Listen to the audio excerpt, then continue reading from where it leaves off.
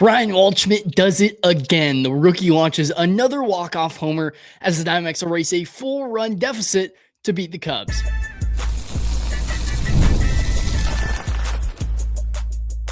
You are Locked On Diamondbacks, your daily Arizona Diamondbacks podcast, part of the Locked On Podcast Network, your team every day. Welcome back to Locked On Diamondbacks, part of the Locked On Podcast Network, your team every day. I'm your host, George Lund, and wow, that was an amazing game. It was an awesome walk-off moment for Ryan Waldschmidt, who now has two in the month of August. I have a lot of historical stats around that walk-off in particular that we'll talk about in a second. We'll break down this whole game, the good, and there was still a lot of bad, even though they took away the game. We'll preview the rubber match for today's game. A really exciting game. The Diamondbacks felt like they were completely out of this game, felt like they were dead offensively. They were down 8-0 going into the eighth inning, and they came all the way back thanks to an implosion from the Cubs bullpen, despite what's been two pretty dominant days from their starters in these first two games. It was an awesome game, and it makes it even more fun to do this podcast because I was getting ready to talk a lot of prospect talk. We're going to talk about maybe Alec Thomas, a few things, because there just wasn't a whole lot of takeaways from this game in particular. And then Ryan Waldschmidt completely changes that. I get a lot of positives, get a lot of fun things that we get to talk about, and even more fun things to talk about with the Diamondbacks, obviously now former number one overall prospect in Ryan Waldschmidt, and a guy that continues to look like the future of this team. The outfield of Ryan Waldschmidt, Jordan Lawler, and Corbin Carroll, really excited for the future while also being excited for the now. Crazy enough, two of Ryan Waldschmidt's first three career homers are walk-off homers. Huge for him. Another Diamondbacks win. They completely changed the tide of this series in particular. Now you have Eduardo Rodriguez versus one of the Cubs' worst performing starters in Matthew Boyd for tomorrow. We'll break down that game in particular. I want to give you a little bit of a preview, but first I want to go over this walk-off win and how the Diamondbacks were able to pull this one off. An improbable one. 3 weeks after the Diamondbacks reported a trade in place to acquire Clay Holmes from the Mets, what would have been Mike Hazen's big splash at the deadline. Instead, it's only Lars Nootbaar, a lot of disappointment there. Holmes delivers 7 scoreless innings against Arizona.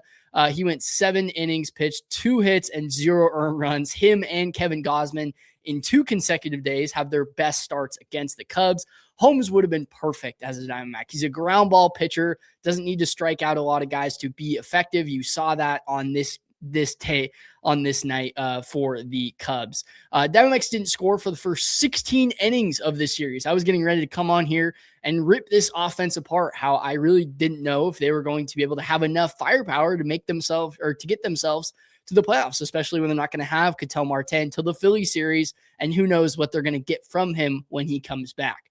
Cubs led 4-0 entering the eighth, and Arizona looked completely lifeless. It looked like the Diamondbacks were laying over for the second straight game and were about to drop the series. Then everything changed in the eighth inning. Jordan Lawler was hit by a pitch, a really scary situation where he hit the flap of his helmet. Torey Lovullo after the game said Jordan Lawler is okay. I believe he mentioned he's going to be in the lineup tomorrow. So all good there. No more worries about a fractured hand like earlier this season for Jordan Lawler. It looks like he's going to be okay. Or as Nootbaar worked to walk. He was down 0-2 in that count, worked it all the way back to 3-2 and worked to walk. It was a great at-bat. And then Gabriel Moreno reached on a check swing double down the right field line. When Moreno checked the swing and the ball went down the line, he didn't even realize that it was going to be fair. It hit off the bag on like the inside part and then went for an RBI double. It was a lucky moment and kind of one of those situations where you knew the tides were starting to turn towards the Diamondbacks. Luck was favoring them in that situation. And then Geraldo Perdomo with a massive 2 RBI single, a bloop into center field to make it 4-3. And then Max Kepler, I believe, grounded out to the pitcher. Wasn't able to tie it there. But then the ninth inning, Tim Tawa worked a 1-out walk against Cubs closer Jacob Webb, who also blew a save last series against the Mariners. So a little vulnerable, even though he's been really good for the Cubs all season long. Jose Fernandez came in, pinch ran, and stole second. A huge steal of second base, puts him in scoring position, meaning Waldschmidt, instead of having to hit a ball in the gap, he said this post game, instead of trying to get a ball in the gap, he can just stay through his zone, stay calm and collected, try for a single. Of course, that's not what ended up happening, but he said it gave him a better mental approach going up to the plate. Vargas then flew out to right field. gosh, Vargas has no pop. Off the bat, that looked like might have been a home run, and it wasn't even close. And then Ryan Waldschmidt pinch hit for Barroso, who pinch hit for Jordan Lawler early in the game when he was hit by a pitch. And then Waldy walk-off.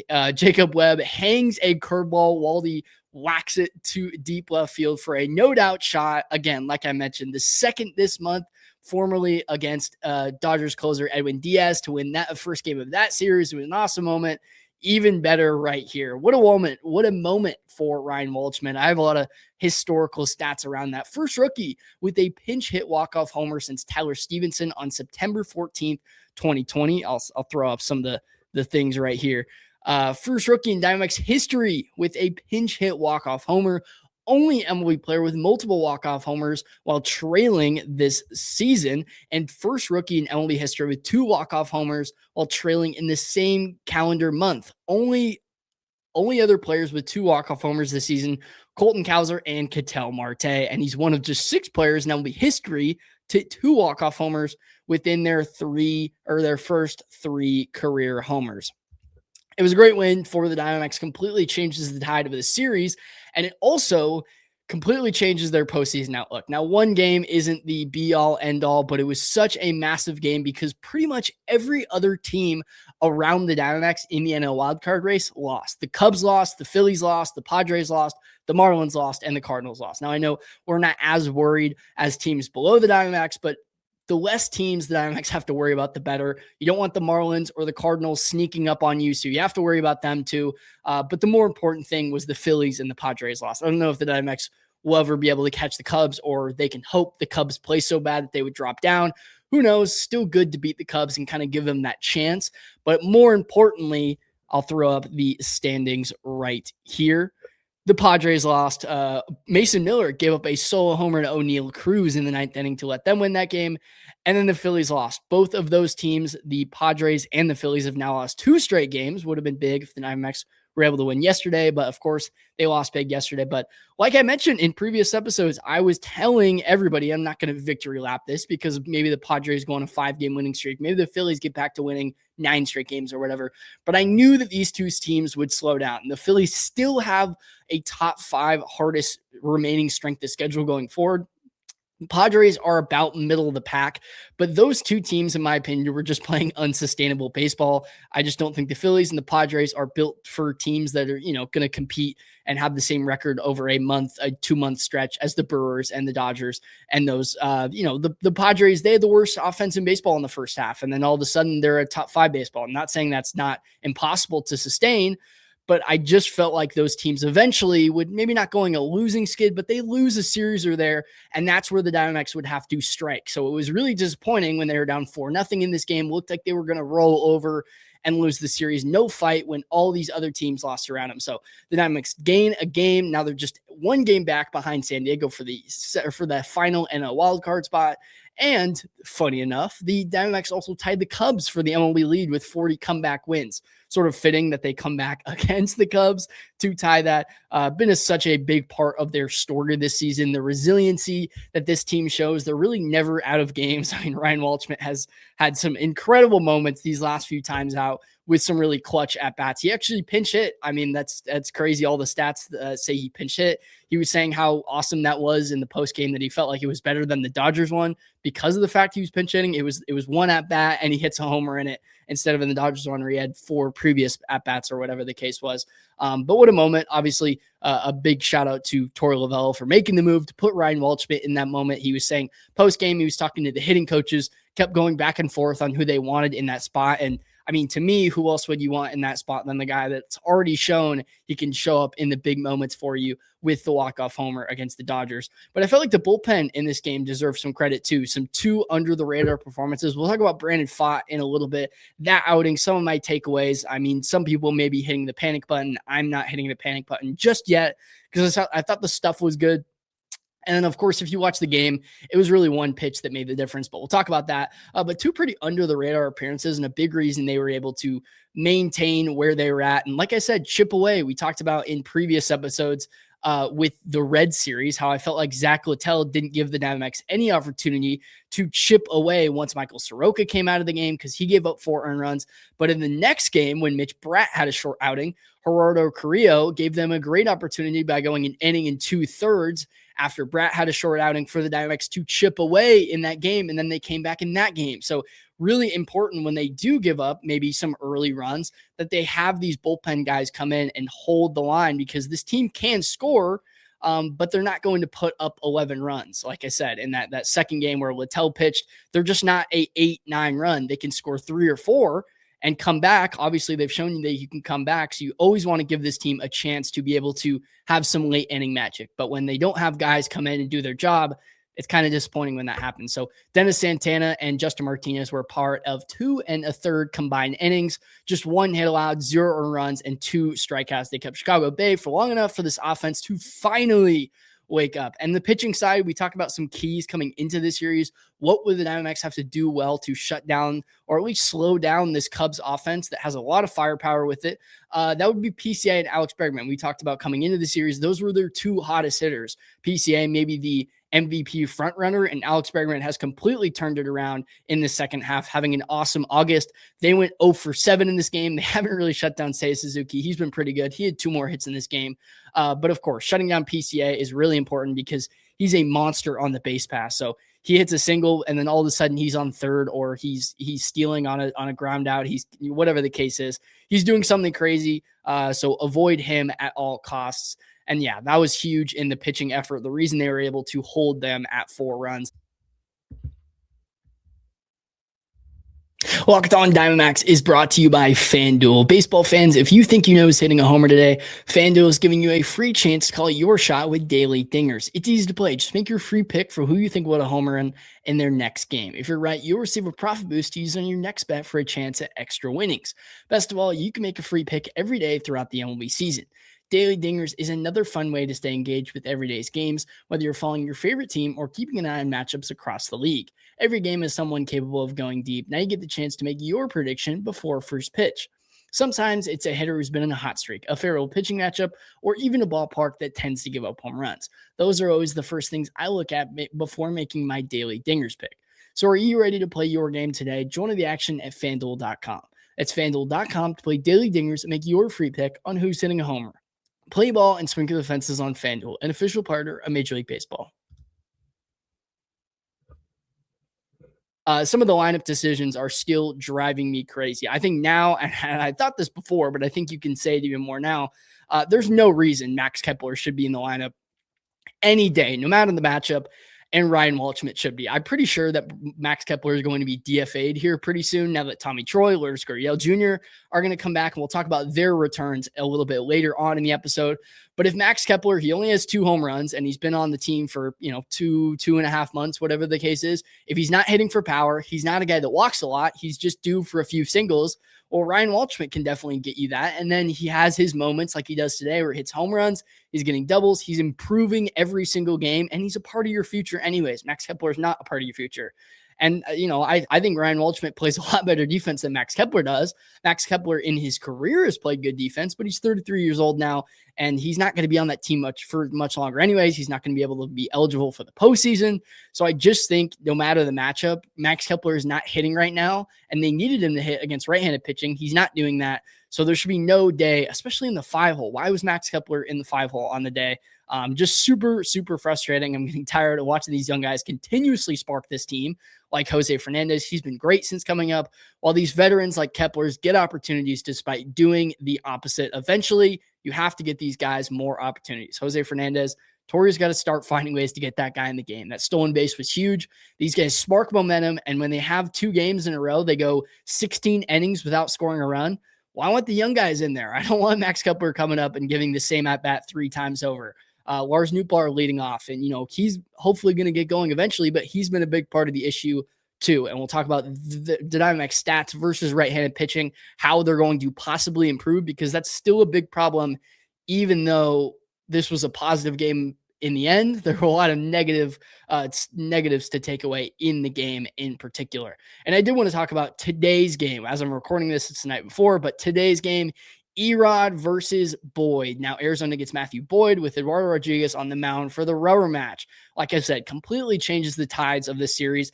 They go from potentially having to protect the sweep to having a really good opportunity to take this series. When we were previewing, I was saying Matthew Boyd has been their worst pitcher this month. He has a 6.12 ERA in August. He's allowed at least 4 runs in 3 of the 4 starts, and he allowed 7 runs to St. Louis, and this matchup sets up well offensively. Funny enough, I was looking at some statistics. The 2 teams that have the highest OPS this month versus left-handed pitching, the Cubs and Arizona. The Cubs have a 904 OPS versus left-handed pitching, MLB best. The Diamondbacks have an 863 OPS versus left-handed pitching. That's second. The Twins are third at 817 OPS. So the Diamondbacks and the Cubs are levels ahead of every other team. I mean, if the Diamondbacks played a left-handed pitcher, faced a left-handed pitcher every day, they'd probably win every game. They'd have the best offense in the league. It's kind of crazy how many guys have reverse splits on this team. Even Corbin Carroll, who's hitting 340 against lefties, but 220 against righties. It's been the weirdest thing all year. Ketel Marte's a lot of the same. He's hitting under 700 against righties, but about 960 versus lefties. It's the weirdest thing how many guys on this team have reverse splits. Tommy Troy will come back up. He's over 1,000 against lefties, 500 against righties. That was a big issue for Ryan Waldschmidt too, but Arizona has 6 players with at least a 900 OPS against lefties this month. Ketel Marte is one of them, though obviously he won't play. I'm also not sure about James McCann. He's been good against lefties this month, but Moreno will obviously be catching, and I'd expect Jose Fernandez to DH if McCann isn't available. The Diamondbacks have 10 players with an 114 WRC plus against lefties. If the league weren't so right-handed, Arizona might have the best offense in baseball. So despite the win, there is still the elephant in the room. The Diamondbacks were shut out by 2 right-handed starters through 7 innings for 2 consecutive days. They didn't score for a 15 to 16 innings straight, and a lot of that was because of issues against right-handed pitching. That's the big issue for this team. 75% of the time, you're going to see a right-handed pitcher, and the Diamondbacks are under 500 this year in games started by a right-handed pitcher. It's been a big issue for this team. They didn't address it in the offseason, and they didn't address it at the trade deadline, even though that was the obvious thing to fix. They needed a left-handed bat, preferably a first baseman, and Mike Hazen went out and got Lars Nootbaar, who I think will be productive for this team eventually. But how long can the Diamondbacks wait for Lars Nootbaar to get going? Maybe that's a next year thing. And are we even going to play baseball next year? Who knows? But Lars Nootbaar is a big project, and him and Max Kepler have been big reasons why this team hasn't improved. Those were the kind of the quote unquote big gets to go out and help improve that. And they have not improved that at all since July 1st. So before the trade deadline, Arizona ranked 28th in Major League Baseball against right-handed pitching. Since August 1st, after the trade deadline, they're 25th, barely improved as a result of adding Lars Nootbaar. And those struggles against righties like Holmes and Gosman become even more frustrating when you look at the players who were supposed to fix the problem. Of course, a big issue for this team was really the offseason. They go out and get Carlos Santana, who accumulated a negative 0.5 F4. Pavin Smith dragged down the position to a negative 0.7 F4. And that's a position where left-handed power bats are a dime a dozen. You can find them all over the place. Nathaniel Lowe, who we talked about at the trade deadline, the Reds signed him for less than the Diamondbacks got for Carlos Santana, and he's been a huge addition for the Reds. He mashed righties this year, and then Cleveland went out and got him at the trade deadline, who was a guy the Diamondbacks probably should have went out and got. But Lars Nootbaar and Max Kepler, of course, Kepler was signed after his PED suspension. It's kind of been tough on Kepler because he didn't have a spring training, so he almost had to use his minor league rehab sort of stint to use that as his spring training. He didn't probably play as many games as he should have, and that first maybe 15 or so games was him kind of getting his feet under him, getting used to major league pitching. So you gave him a little bit of grace, and he was good in July. He was actually pretty productive in the month of July, but he's been awful in the month of August. He's given them no spark. He hasn't got it going offensively at all in the power department, especially with Max Kepler. It's always been, especially with the Phillies last year, his OPS, his walk numbers, his strikeout numbers, everything, his average, we're really below average, but at least he hit 20 home runs. So at least eventually every so once in a while, he's going to give you some power, right? He has 0 home runs on the month. He's been brutal in the power department, and that's kind of why I advocate for Ryan Waldschmidt, no matter if it's a lefty or a righty, because Ryan Waldschmidt can at least give you the occasional punch, and he's a developing player that you're going to feel like he's going to play every day left field for this team, I'd like to imagine for a long, long time going forward, Kepler is not the same things. And then of course they acquired Lars Nootbaar at the trade deadline. He has good splits against righty. You hope that was going to sort of mend the issue, where Lars Nootbaar and Max Kepler have a combined negative 0.6 FWAR as Diamondbacks. It's brutal. And even right now, it's a big issue for this team. Even if you get Ketel Marte back, he isn't even the solution. He has just a 698 OPS versus right-handed pitching. The more this team pulls off the improbable, keeps winning games it probably shouldn't, and survives this NL wildcard race despite all the injuries, the more frustrating it becomes that Mike Hazen didn't do more to address this offense. Of course, the core identity, we've talked about it a ton on this show, is the starting pitching. It's now the bullpen as well. You look at Justin Martinez, Brandon Garcia, Juan Murillo, guys who broke out in a massive way. The bullpen is a big part of this team, just like the starting pitching is once it gets healthy. But they really needed an impact bat at the trade deadline. You lose Eugenio Suarez, you lose Josh Naylor, your big power guys in the offseason, and they really didn't do anything to mend that or improve it. Nolan Arenado was a great addition, but he's not bringing the same offensive production that Eugenio Suarez did last year. And then you make first base a lot worse by adding Carlos Santana, who is a complete negative. Pavin Smith takes a giant step back. So clearly there was a black hole at first base. Now they've got some good young contributors, but I just think right now, they're putting a lot of pressure on these young guys. Geraldo Perdomo hasn't been the same player he was last year, although he's still having a really good year. They needed an impact bat really bad at the trade deadline for how bad they've been against right-handed pitching. A side of pitching they're going to see 75% of the week, and they just didn't do it. And now it's a big issue for this team. They crush lefties, and if they were even league average against righties, this offense would be a lot more powerful. So help is coming, but there are plenty of questions. There's more players they're going to get throughout the season. It's not like this is the end-all be-all for what this lineup is going to look like, but I still have questions about what these guys are going to add. Tommy Troy started a rehab assignment, as you can see here. He's playing a little second base. Makes me think that that's where he's going to play once he comes up with the big league team. Ildemaro Vargas has had his struggles as of recently, so I'm sure they want him to fit in there. Not a lot of places for him right now in the outfield with how stacked it is. I mean, Barossa is a guy that they have on the bench purely for defensive replacements. There's Kepler, there's Lawler, there's Carroll, Waldschmidt, Nootbaar. They have a ton of guys right now. So clearly the only spot if he's going to play for the big league team would be second base as of right now. Lourdes Gurriel Jr., I'd like to imagine if he comes up, they'll DFA Kepler.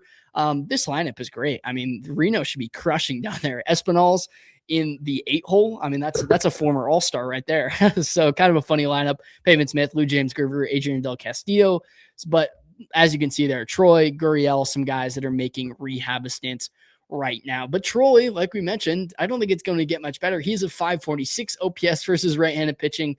And then Lourdes Gurriel Jr., he's also rehabbing, but he has a team worst negative 0.7 WAR FWAR this season, the worst on the team. So I'm not really sure how Arizona fixes this right-handed pitching problem unless some of the young guys turn it around quickly. I don't want to dwell too much, but I think if this team in the postseason or late down the stretch in that last series against the Padres, if they go scoreless across the 3-game stretch, I think it's going to be because they just won't have the firepower offensively. And, you know, we'll transition a little here. We'll talk about Brandon Pfaadt, but if their rotation starts to distinguish, if it starts to kind of flame off a little bit here, if Brandon Pfaadt continues to not be a low 3 ERA guy, if there's any regression with Eduardo Rodriguez, if Corbin Burnes doesn't come back and he's at least decent, if they don't have enough arms, if this pitching doesn't hold up, this offense definitely isn't going to be able to carry this team. So we'll have to see going forward. It's going to be a big question mark that it's really frustrating now that this team continues to fight, that they just might not have the offensive firepower in the end. A big thank you to our friends at Amazon for this limited break. This back-to-school season, spend less on your kids with Amazon.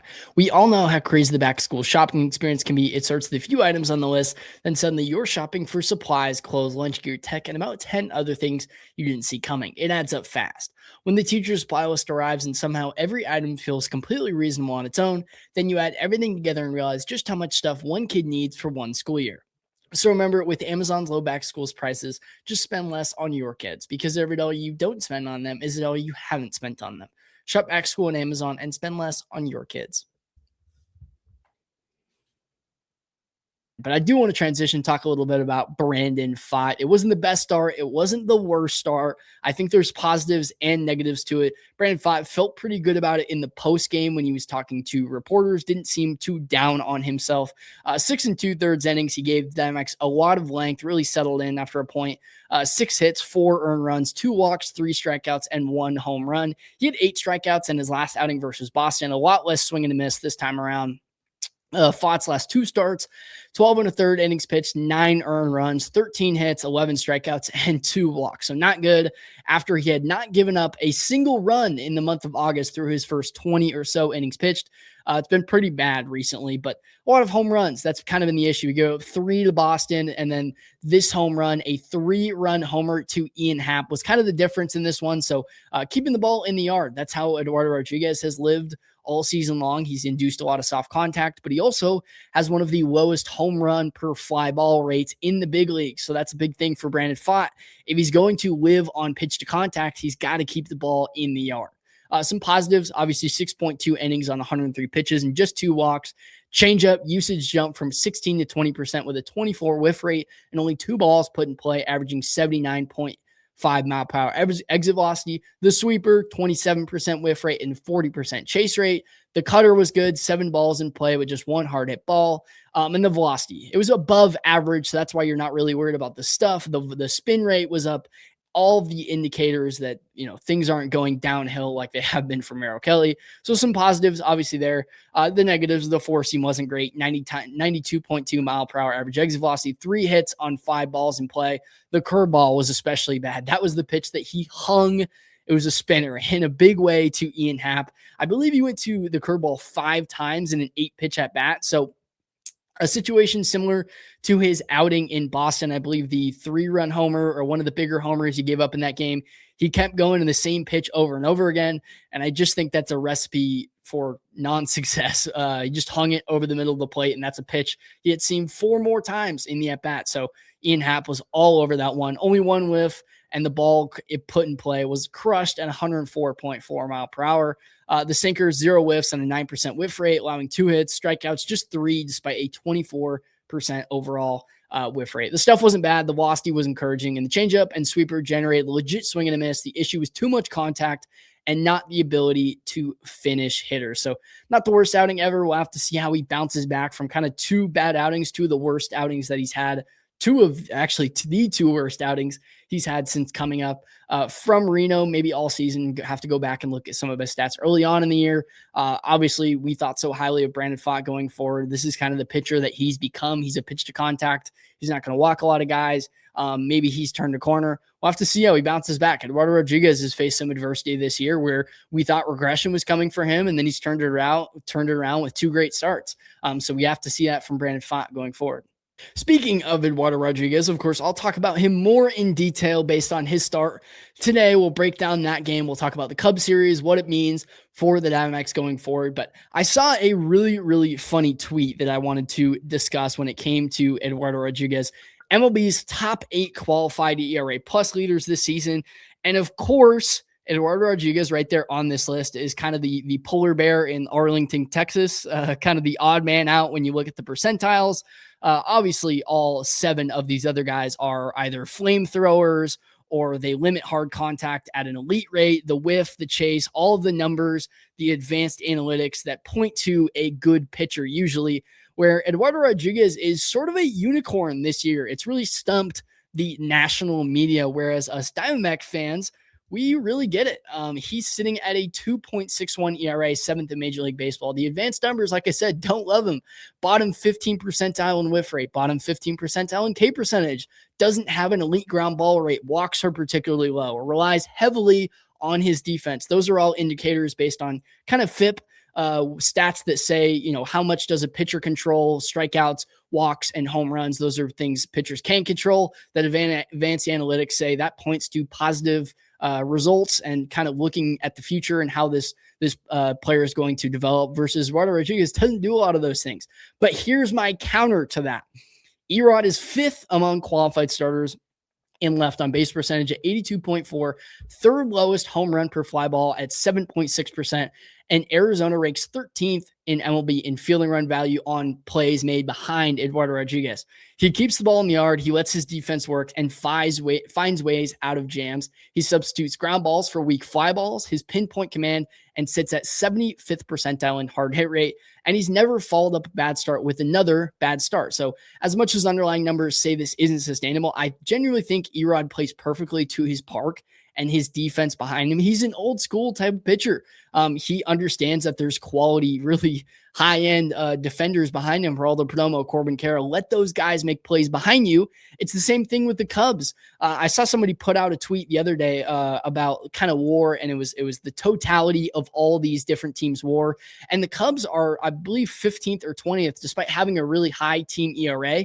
And the guy was kind of confused why the Cubs would have such a low WAR based on how good their pitching has been. Well, they have guys like Pete Crow Armstrong and Nico Horner and Dansby Swanson behind them. So the advanced analytics don't like those pitchers as much because they're so reliant on the defense behind them that a lot of the run prevention comes from the defense. It's a lot of the same things with the Diamondbacks, but I think Eduardo Rodriguez understands that. It's not that he's purposefully leaving bad pitches over the plate or allowing them to make contact. He doesn't need to strike out guys, and that's not really his game anymore. He doesn't have the stuff to be able to do that, so he relies on pinpoint accuracy and letting those guys make plays behind him, and he's so good with the left on base percentage, working out of those big jams. And like I said, he keeps the ball in the yard. He lets his team make plays behind him. That's why Brandon Pfaadt has struggled these last 2 times out, 4 home runs, despite he's been good in a lot of those innings, not allowed a ton of hits, not allowed a ton of walks.